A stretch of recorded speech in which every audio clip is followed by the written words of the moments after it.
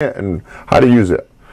An X-Acto knife works really well, some kind of a sharp hobby knife, and change the blade. You want it to be nice and sharp. And when you cut it, make 3 passes. The first pass cuts the layer of paper, the second pass cuts the foam, and the third pass cuts the bottom layer of paper, and you have a nice cut. And if you want to make nice straight cuts, use a straight edge like this.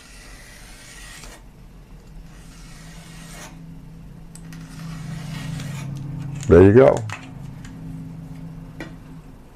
So now a company named Foamworks also makes tools specifically for cutting foam board, and in a variety of different ways. For example, this one cuts a bevel in foam board, a 45-degree angle, which is really nice for the bevels on a sword, or if you want to assemble pieces together to form a box or something. See those 45-degree angles? Now you can glue that together to make a nice straight edge. It's a neat tool. And this is something called a rabbet cutter, R-A-B-B-E-T. And carpenters use rabbet cuts all the time when they're building things. You can do that with foam board. It cuts a part of the foam away like this. See it? And now you can glue another piece of foam into that cut. And you've got another beautiful 90-degree angle. And they have a freestyle cutter that you can cut freestyle with, which is kind of neat. So one more thing, let's talk a little bit about glues. It is paper, the 2 layers of paper, so any glue that works on paper will be fine on foam board and even on the foam.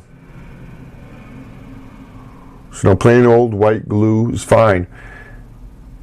And if you can use hot glue gun on this, which I use a lot, but make sure you set it on low setting if you're going to be gluing to the foam, because really hot glue on the high setting can melt that foam, and that core of foam in the middle.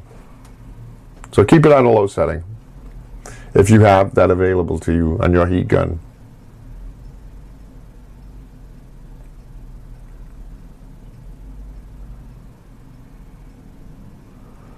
So let's glue that rabbet cut.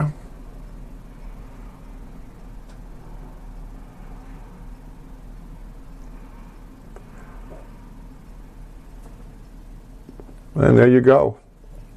So foam board is really very flexible. There's a lot you can do with it. Let me show you one more little technique here that's interesting.